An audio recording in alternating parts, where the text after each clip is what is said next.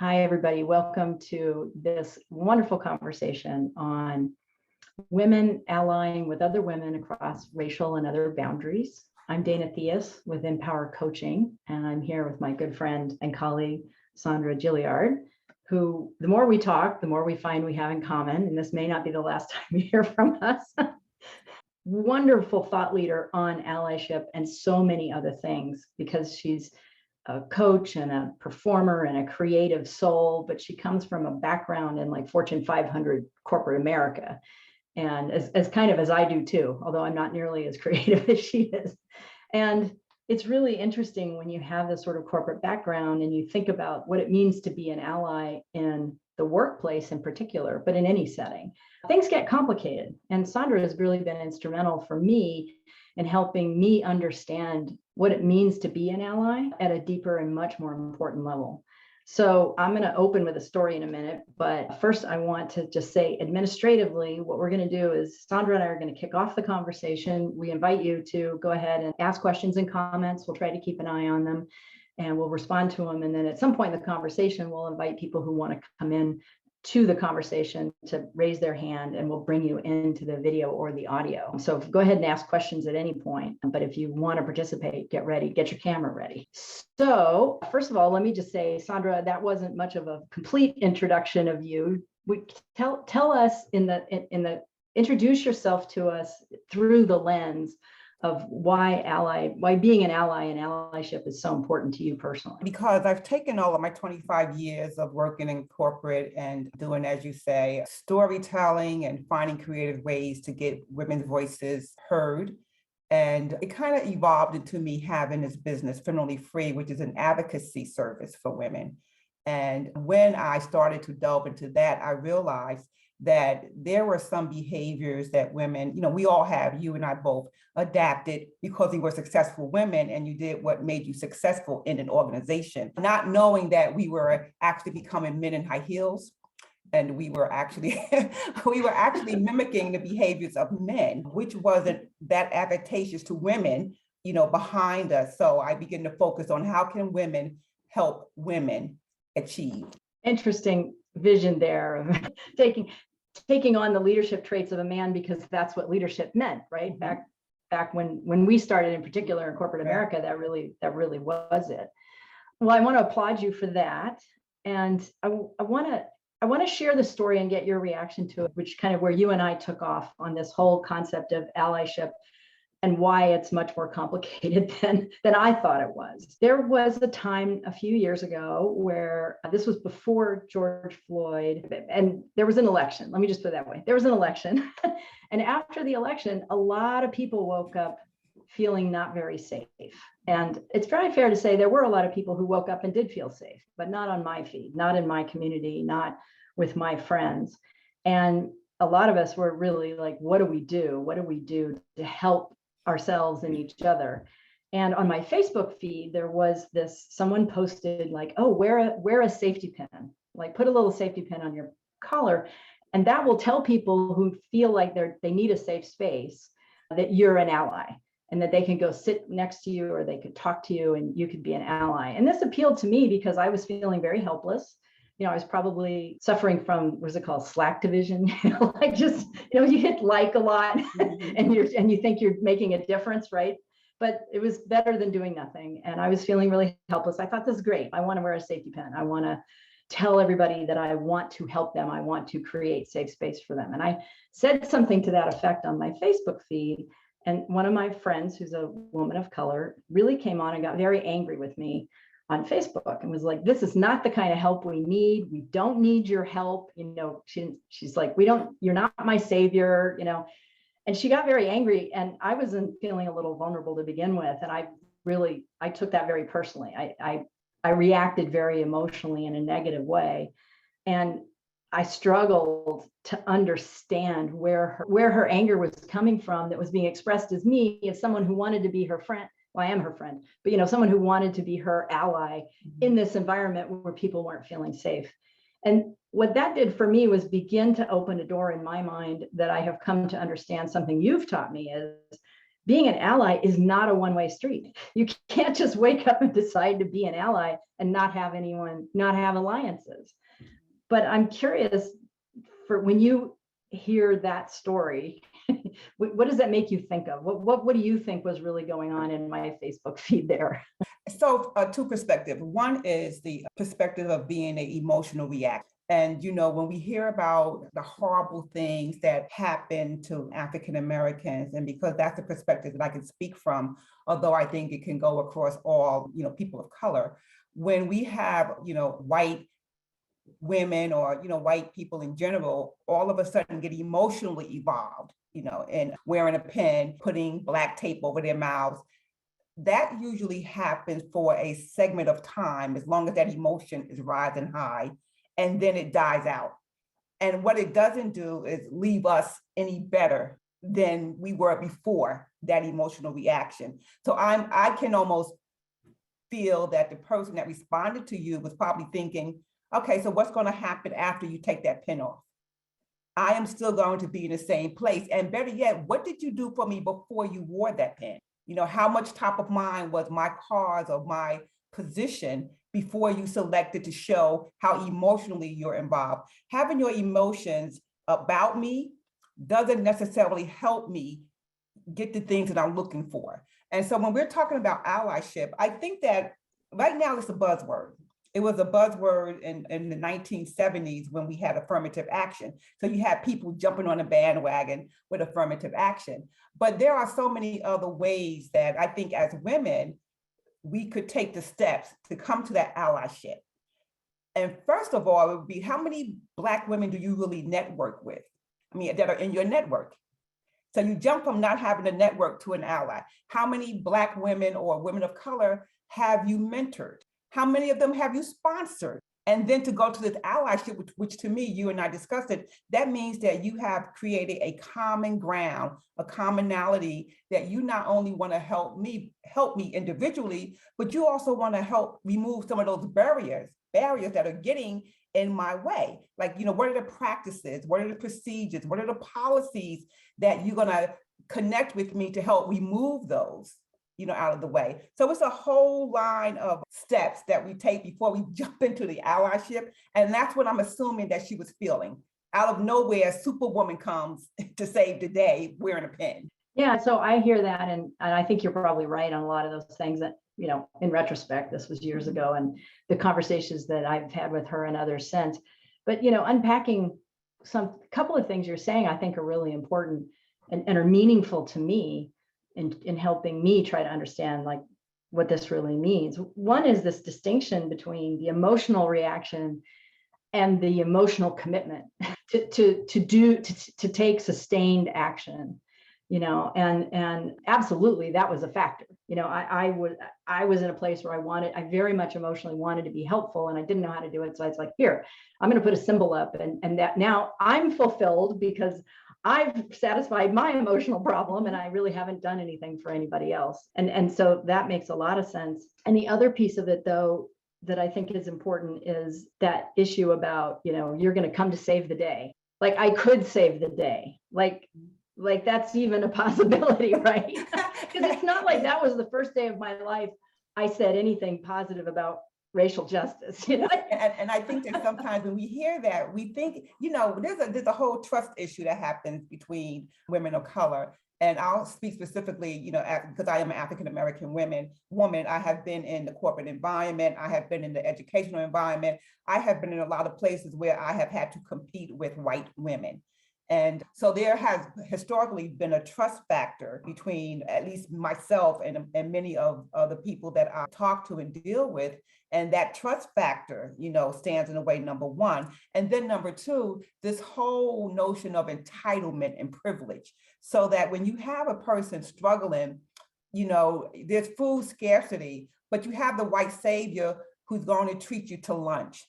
That allows you to eat that meal, but it doesn't allow you to address the problem that may cause that food scarcity to be in place. And so when I'm thinking about white women who want to put on a cape to save me or to show me that from an emotional standpoint that we're sisters, It does. It still leaves me after your emotions have healed and you've forgotten about it and you've gone on and got other things. I am still dealing with the issue of being a Black woman in this society, doubling any of the burdens that you as a woman feel. So those are the issues that you really have to look at when you're trying to say that you want to be an ally, to a woman of color. Understanding that it is not just your emotions that she's looking to get. I mean, we have our own emotions. We've had them for a while. What else can you bring to the table? As my daughter would say, what else you got, and that you bring into the table. And I think too, I'll tell you another thing that helped me with my perspective, and it builds on that point you were just talking about, which is when I put a pin on my profile, I make it about me, and it's not about me. And one of the ways I came to appreciate that point is roughly the same time frame, but for different reasons. I began to realize, well, wait a minute. Yes, I have privilege as a white woman, and that gives me a special need to participate, but it also makes it challenging for me to participate in a way that centers me. Like, that's not what it's about, which, by the way, is how I feel when men say they want to help me, right? So when we look at it through the lens of how do we use privilege correctly and well, wherever we are on the privilege ladder, we can see the limitations of what we want people who have a higher privilege than we do to do to help us. And centering themselves is not the answer, clearly. You brought a good point up with privilege. So my answer to individuals who come to me and say that, they want to evaluate their privilege, I ask them, then what pain point are you willing to accept, to show me that you are an ally with me? What's your pain point? Your privilege is going to be there, by nature of where we live and the nature of the color of your skin and a whole lot of things. So I'm not as concerned about your privilege. I want to know, what pain are you willing to endure to show me that there is a commitment? And I'm always thinking about, when we talk about allyship and we look at privilege, I do a lot of history, because I tell stories. So I do a lot of history. And I always try to get into the minds of, I think about those three students, Cheney, Schwerner, and I forget the last person, but two of them had privilege, but they were not tied to anyone particular in that movement. So they were the epitome of showing me that they were, in fact, allies. They had nothing to gain, everything to lose. There was no notoriety. One of them had even lost the connection with their family, but they had a common ground. A common denominator was to eradicate racism. And they were willing to take the pain of doing that. And when we look at what an ally is, even in terms of the war, it's like, where are we going to find common ground to protect one another? And so we're turning this ally, what I call the George Floyd syndrome, is that now it's this catchphrase that I want to be your friend today because the world is so bad and I'm carrying this heavy load. And so I want to find a way that, I can feel like I feel you. But what is the outcome of your feelings in terms of me in this place that we call, sharing this America together? Like, what is the outcome of that? I love that analogy of, like, are you ready to get on a bus and risk your life, right? Like what are you willing to do? And I'll give you a mental track that I've experienced, and I've talked to other people, white and not white, but all with privilege. And you do, when you have privilege of any kind, you have to stop and say, am I willing to risk that privilege, for myself, for my family, for anybody else that would be affected by that? But also, does that diminish my ability to be helpful, right? So it's like, because that privilege is leverage, right? So if you how you use it is important. So there's all those ways of thinking about it. And then there's also like, well, maybe I am, but what can I do that's really meaningful? What can I do that's really helpful? And the thing I found so mind-blowing when I kind of got to that at one point is your analogy of the war.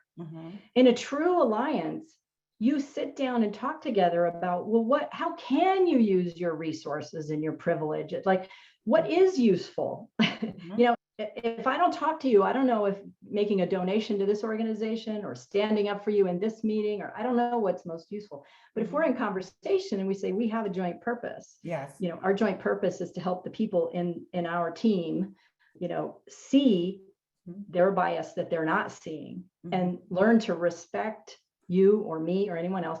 We're going to have a conversation about that. We're going to agree, yeah, it's meaningful when we speak up and say, wait a minute, you're talking over her. Mhm. So let's do that, right? So in conversation with common purpose, then it's easy to me, for me or you or anybody else to make the decision. Yes, I'm willing to take that risk Mhm. because I understand that it's important and that it'll have an impact. So yes, I am willing to take that risk. You know, Dana, you bring up a good point, and I hope the listeners really caught this, is that you mentioned sitting down, a commonality that I talk about when we want to come up with solutions. Like they don't come from the community or the people that you're serving. Someone sits up high and decides that here are some of here's what's going to solve that problem. And Brene Brown, I'm also a sociologist. Brene Brown gives us a wonderful way of looking at that. It's grounded theory. It's the, you know, so what happens is that instead of using your old methodology of trying to solve the problems for people in society, you go talk to those people. You find out what they want, and all the data that you collect comes from them. So it's not that you have a way of you thinking that a social system should work because you know you have all the studies and the empirical data. You get rid of all of that. You come there with an empty mind, a pen and a piece of paper, and you listen to their stories. And what you get out of their stories is common codes that you would understand what their real problems are. And inherent in that, together you find the solutions, which I think is just so beautiful about what Brene Brown writes about, because she uses grounded theory. You know, she's a storyteller also. She understands the power in letting people explain what their problems are and help and be helpful in that solution. So when we go back to this whole thing of allyship, you know, my position is that the buzzword, or is it a real word? Because there are so many different ways that you can help women without wielding this term. I'm an ally. You know, I just, and this is what I want our listeners to walk away with when we get a little later, we're talking about how do you do that self-assessment to determine at what point are you from a personal perspective. Because it might be, you might start out with just networking. There are some women who, believe it or not, Dana, they want to be allies. They have never been around more than two Black women or two women of color in their entire lives. You know, so it's like, how do you assess where you could really be the most effective? And that's what we're talking about. How can women be effective for other women? If you want to come in with a question, like raise your hand and I can make you a panelist, or you can type it into chat. And you know, one of the things I'd like to do in this conversation is get into some specifics. Like for example, you know, women get talked over in meetings. Well, Black women get talked over even more, and sometimes by white women in meetings. So I don't know if that's the best example that people want to talk about, but examples where we could say, well, what would it look like to be an ally in that situation? You know, like what does it look like? Because all this stuff is really important, but it is abstract until And we one of the put it things, into. yeah, I have a story Yeah. because I told you before that I grew up in a beehive. You know, I grew up with I call it because she would be what one would consider, you know, queen bee, a white woman who actually took my hand from the day I walked into my first corporate job. And she fought for me. She prepared me. So she was probably a mentor and a sponsor and an ally rolled up into one. And we're talking about in '85. She took me straight out of grad school, and I sat almost at her feet. She made sure that there was room for me at the table. She made sure that there were corporate corner offices opened up for me. She prepared me. She paid for any education that I will company. She made sure the company financed any additional education I needed in terms of learning how to do a particular role in the organization. She went to bat for me. She also pulled me aside when she thought that I didn't handle something correctly, and was always willing to give me advice on how. So she became a mentor, a coach, and an ally, because she fought for against discrimination that I was going through, in the organization. And I've always had her. She was the one who put me on the ground in terms of being a corporate woman. And she had said to me that watch out for women in corporations. And this is a white woman. This is a white woman. And she was just so, it's not that there are not women who can do that. It's just that you have to take the barometer of where do you stand personally in terms of doing. So Sandra, we have a question from Danita, but Sandra, I'm encouraging you to come on either video or audio here. Oh, I see you on video. Yeah. Well, good afternoon, ladies. How are you both doing? Wonderful, wonderful. Thank you for joining us. Oh, absolutely. Yeah. So I just wanted to comment, but and at the same time, you had mentioned, Sandra, Dana, about what it would look like in a situation where you're in a meeting and actually let me back up a little bit. So let me introduce myself. So again, Sandra, I'm in the Philadelphia area, and I've been in corporate America for, like 25 plus years. I'm in the IT space. I've been in that area, for quite a while. And so I think I've seen it all.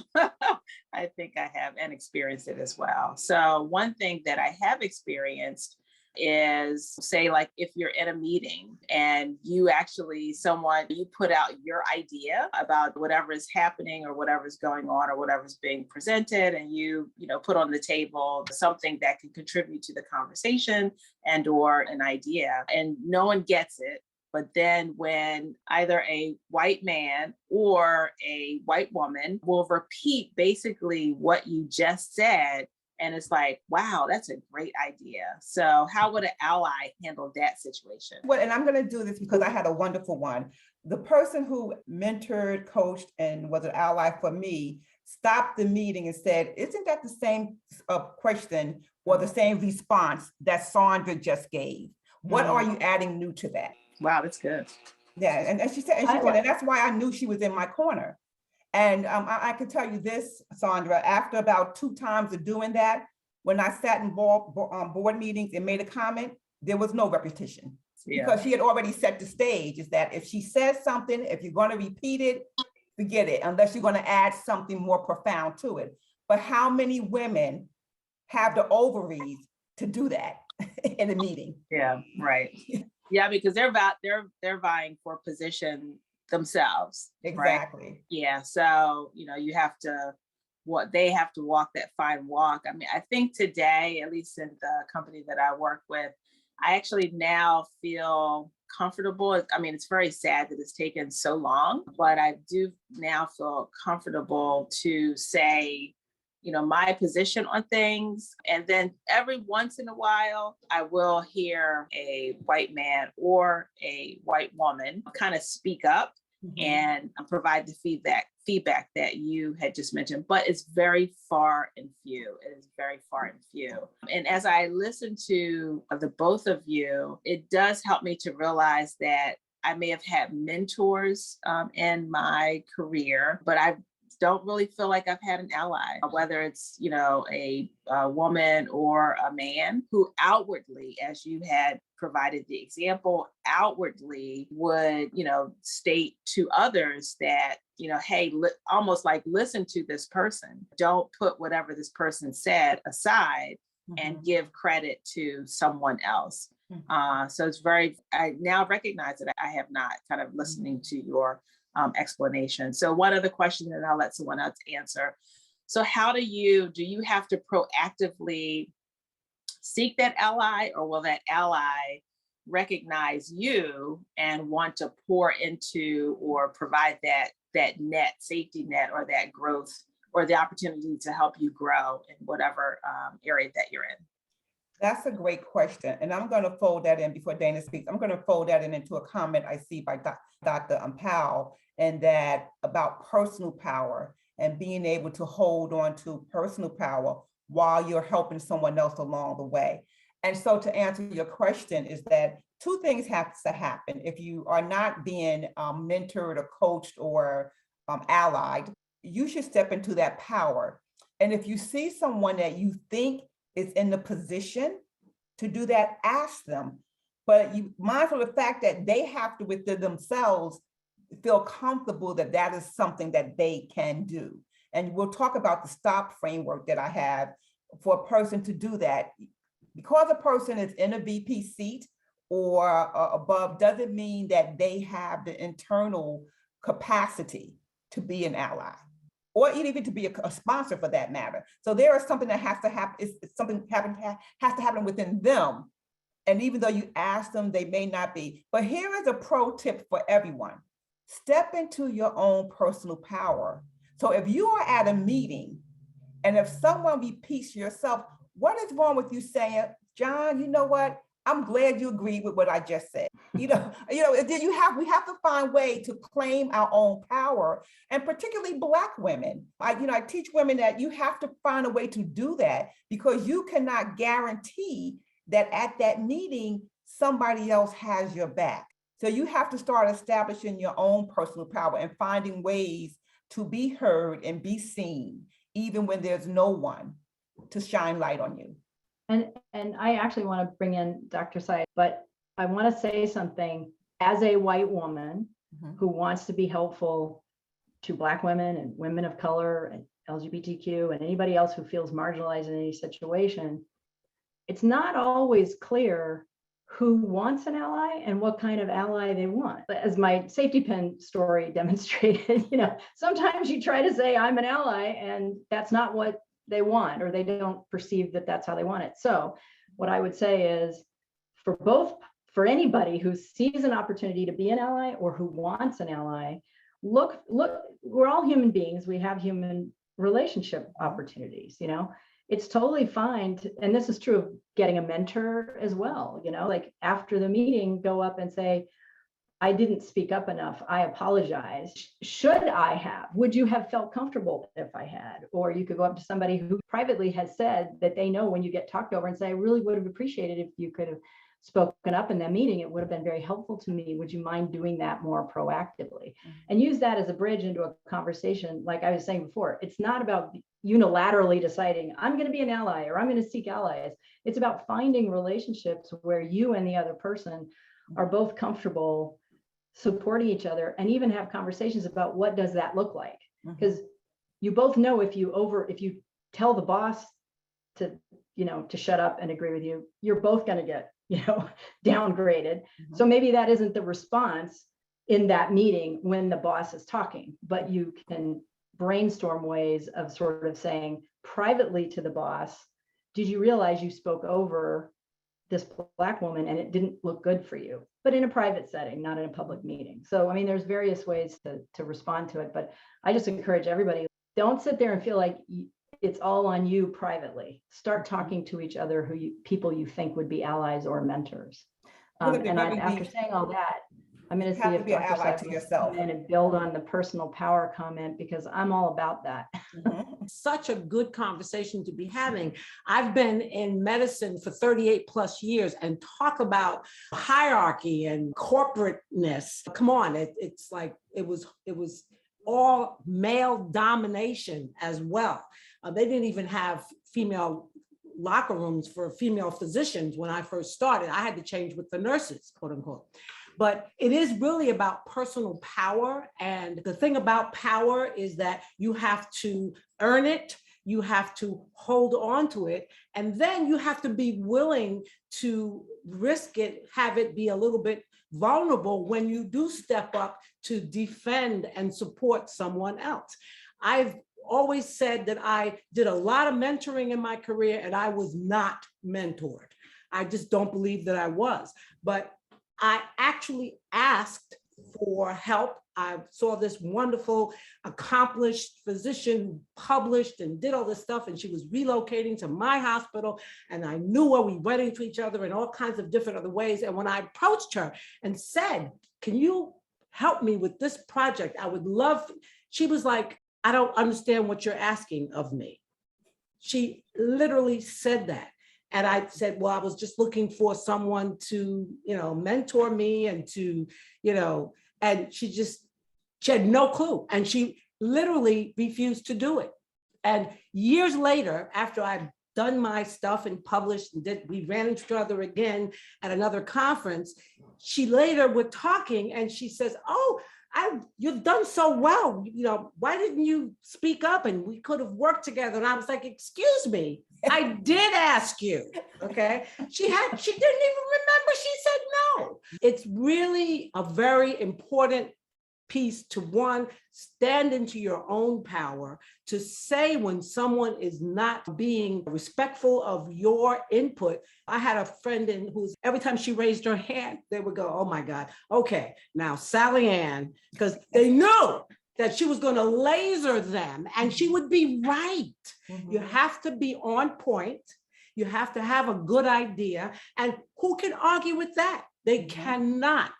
And it's a matter of really standing in that power that you are right, you should be heard, and you can respectfully state, you made a comment like, I love the way Sandra said, excuse me, but didn't you just repeated what I just said? I think that's, I'm glad that you're on board, that kind of thing. You could make it so that it's not as, negative or as derogatory, but you need to really call them out because it's unconscious bias that we're working against here. People are not purposefully doing it. They are unaware that they're doing that. And you can speak to the cultivating their awareness so that they can then hopefully change. Mm-hmm.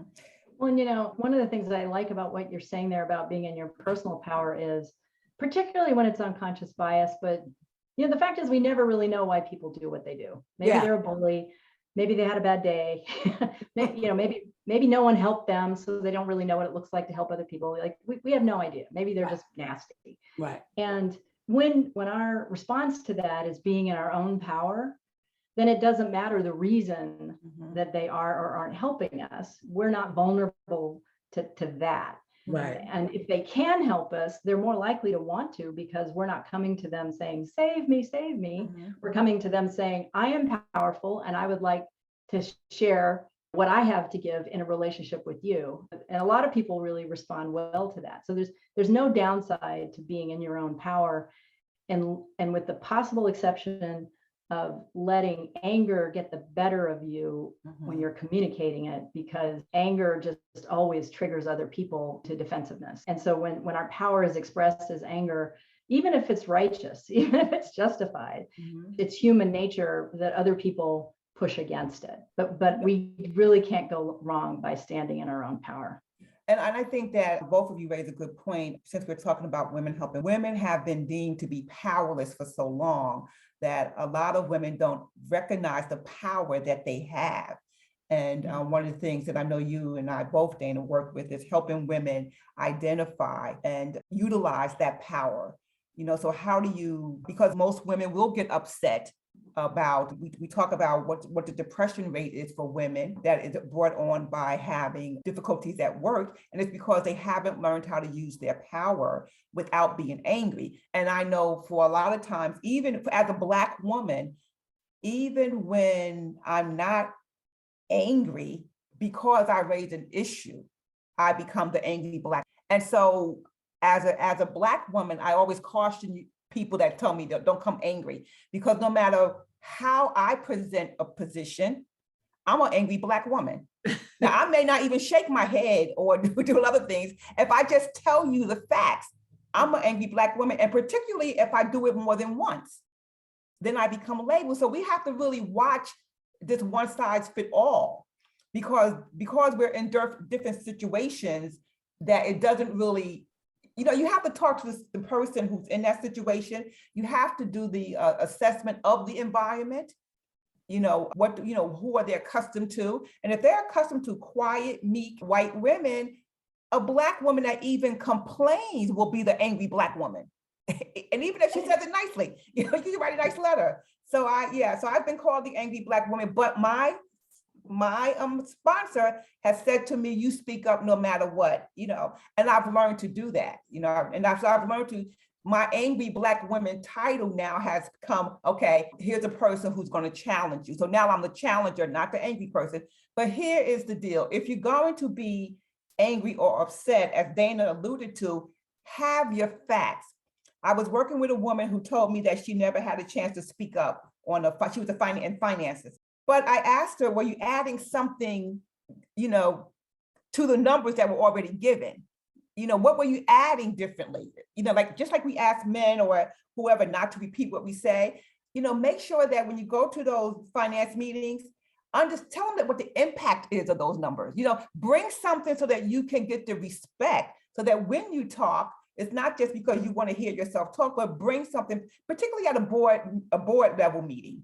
You're there to get business done quickly, you want to get your voice heard because you have something valuable to say. So those are all the things that we talk about when we look at getting to know and getting to be in our personal power.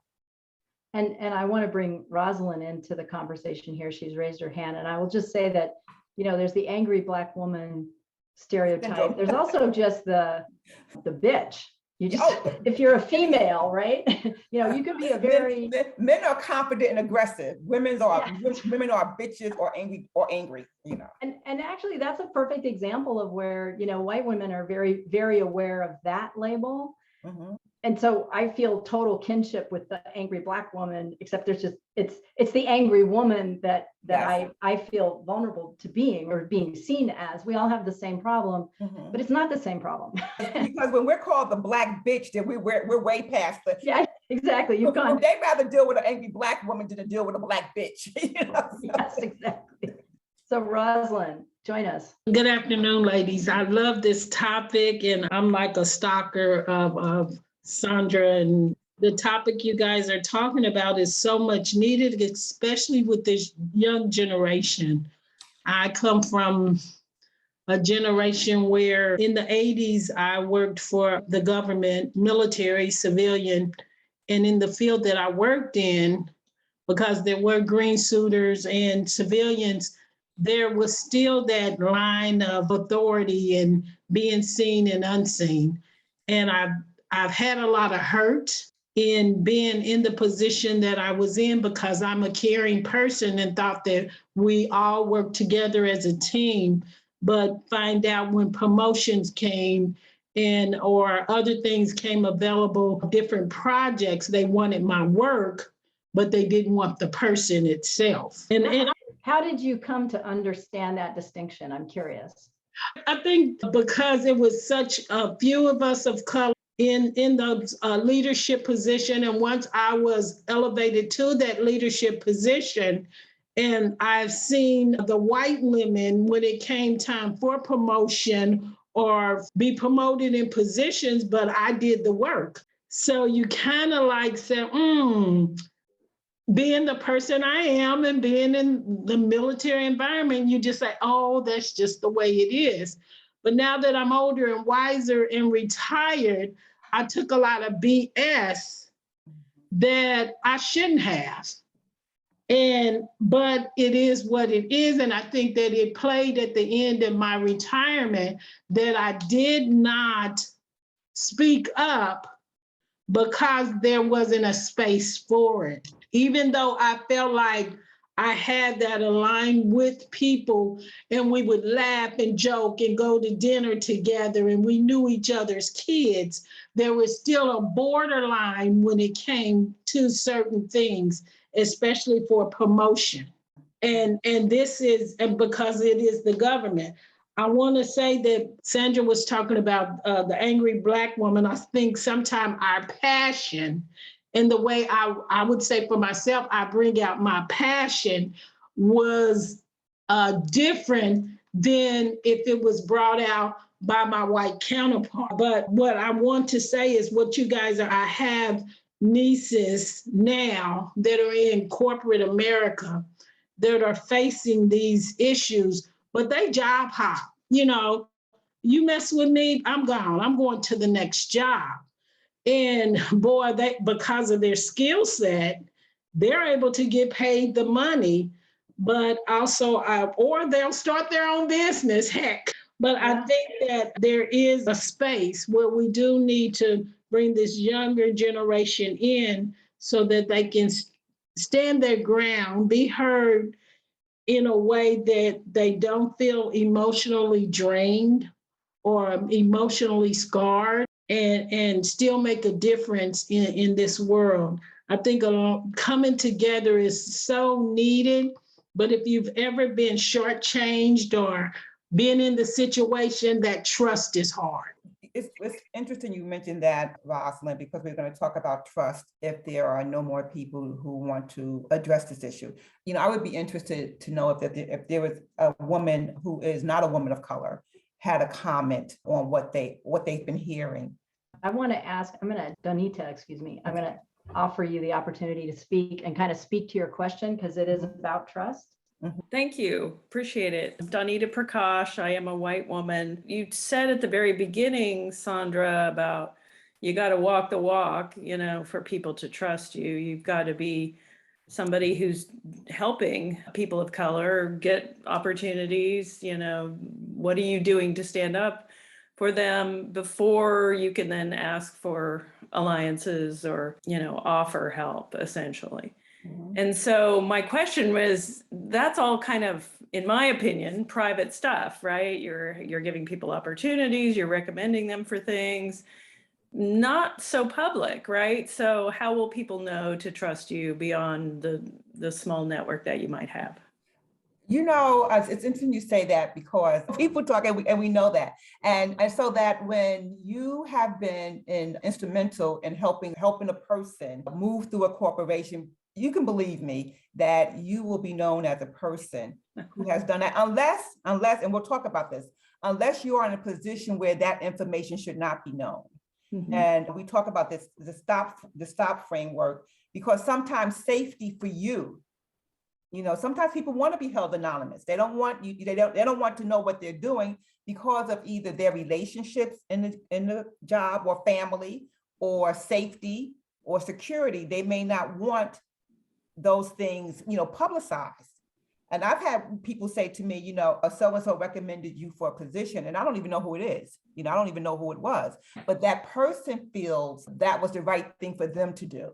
And I do appreciate that. So allyship doesn't mean that you're always out publicly and your name won't go on a golden wall, but you know, and that's the thing that we're going to get to. What do you feel that you could do? And if you have been instrumental and working with the person, and if that person rejects your reach out, then it's really them that they haven't found, but you know what you do.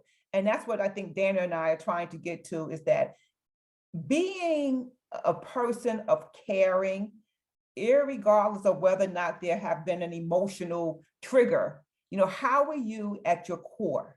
If you are a person who understands that women have been marginalized, and you have a way that you can accommodate or assist, if that's who you are at the core, you will find a way to do that and not just wait for the safety pin or the, you know, or the blackout or any of the other major social issues that come up. Yeah, fair enough. And I would add to that, Donita, that I think that when we actually get into alliances with people and we start letting our vocabulary shift to accommodate what those true alliances look like, I think it's the right kind of dog whistle to a whole bunch of other people. That we've had these conversations before. We've done things to help other people and we can do it again. I think it's a subtle thing that comes across in just who we are, kind of to your point, Sandra, right? If that's who we are, but it's a growth experience and we have to change. You know, we have to, our vocabulary, our way of thinking about these things, our way of having conversations about these topics shifts in ways that other people can understand and see and trust. You know, I know for me, and I'm actually very grateful for your question, because the person who mentored me was hated by most of the white women in that company that we worked for, because it was obvious that she was looking at the racial issues. But I wasn't given any favors. I was given an opportunity. And I had to take the ownership to make sure that I fulfilled my requirements to do that job well. But it was known, they called her, you know, you heard those kind of conversations. that, so in that case, that's how I developed that sometimes what you do may not be what is the norm in the environment that you're in. And for her, it didn't make a difference because, she was the VP, so, but the talk, the backbiting and the talking about her, because she made a decision that she plucked me out of school because she knew that there had to be, and maybe it was affirmative action that she was trying to fulfill, and she did. But luckily for me, I had the kind of personality that not only did she fulfill that quota, she actually molded me into the person I am. And it was not easy for her, it was not easy for her because she got, she got a title for that. And it goes back to your point about true allies put skin in the game. They take risk of some kind. It doesn't mean that they put their entire safety, all their reputation at risk, but it has an impact on who they are, which brings us back to, that's how they show up, and for better and worse, but it's the choice they've made.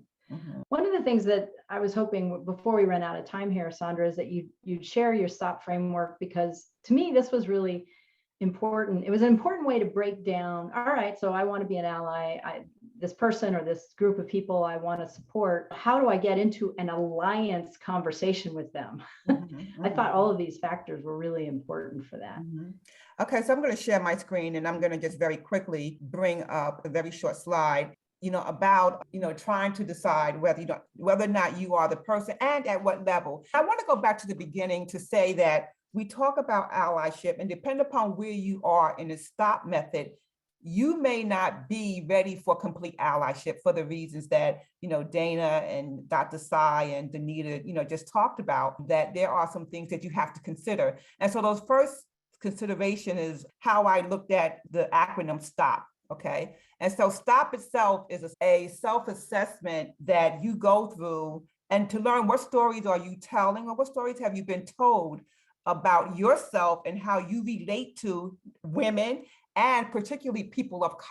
So you have to ask yourself, how am I relating to women? What are my told stories or learned stories or perspectives about being a woman? And then overlay that into what have I been told about, or I think I know about women of color, or people who are just different from me, regardless of what color they are, but people who are different from me, which are including anyone who is in the LGBTQ or any of the other labels that we give to people. And the first is that, I put the S there for safety, but that safety also includes, what is your security issues? What is that self-sufficiency challenges that you might have? When I talked about the person who mentored me, she was in a position where, job-wise, she wasn't liked, but she had a position where it didn't matter. I don't know if she would have had that same skin in the game if she was a first level manager, or maybe even a second level manager, but because she was at the top, she had the safety and security issues were not a concern for her. And then we talk about the T, which is trust. And I think Danita talked about that. How do you build trust? We know historically that there has always been a breakdown of trust between women of color, particularly Black women, and white women. And this goes back to the way we looked at women's suffrage. When Black women were not considered part of the women's suffrage, not because they were not women, but because they were Black. And so then you had that race come over the fact that you're a woman. And that attitude has been reigning since that time, because for the most part, Dana and I both know that when white women first started going into these corporate environments, we mimicked white men. And so a lot of our behaviors and perceptions were based on white men. And when Black women came into the organization, that's what they saw and they felt.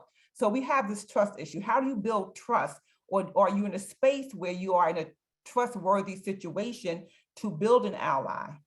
And then we want to look at, what are the oppositions that you have in terms of having that allyship? Do you have to go through particular people? Does this person trust you? Do they even want it?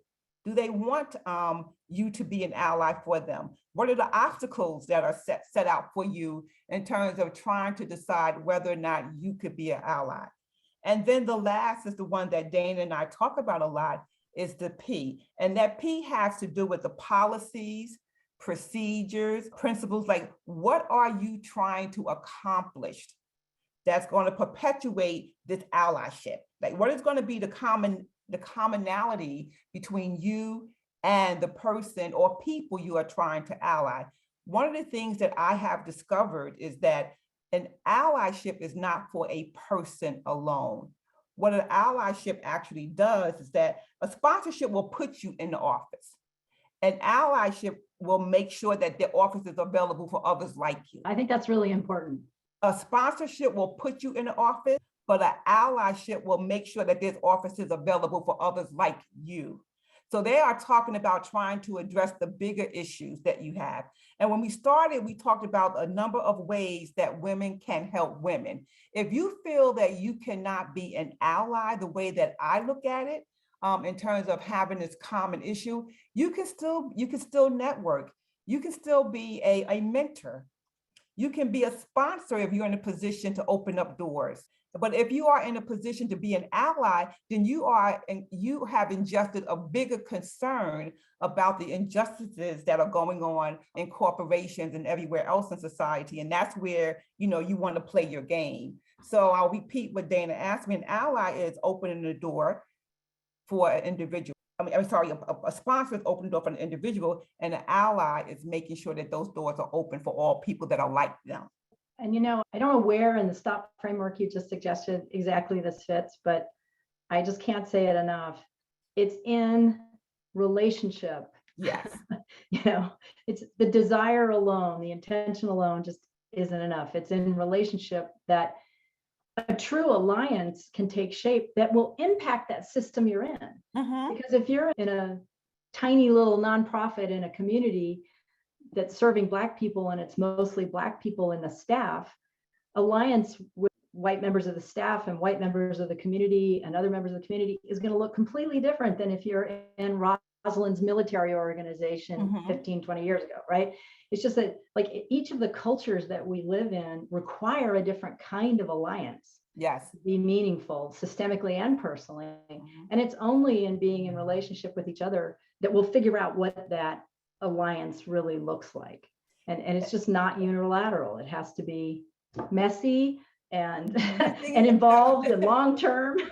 And what's so good about, this conversation is that, these are the questions that you have to ask yourself. And I know that we both would like to give you a one-liner and say, go forth and do this. But that is not the way it is. We're talking about humans and we're talking about interaction in a society that so predates us. We talk about stories that have been long, that have been told over and over again, just with different characters. And what I would like for you to walk away with today is to understand that, you have the ability to change these. You have the ability to rewrite the narratives, and you got to ask yourself, who am I in this allyship? Who am I? Where do I stand? And be truthful with you. And once you're truthful with you, with where you are, it will be easier for you then to go out and make those connections. Yeah, and I think that's a good place to end because we are at the top of the hour. I will say we have a couple of people who said, we should be doing this more.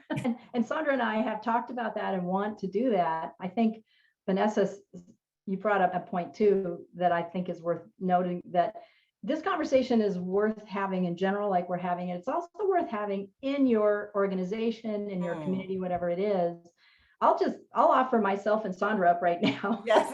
To facilitate some of those conversations, because it's important to us that we figure out how to have these conversations for real. These are real, Dana, these are real unscripted conversations. And I love the fact that Dana and I came to this because we were talking about this openly, that, I was willing to hear what most people would think, you don't want to hear. And Dana was willing to hear what I had to say. And we came to that commonality. Well, regardless of what it is, the bigger picture is that we know that this is a problem. Yeah.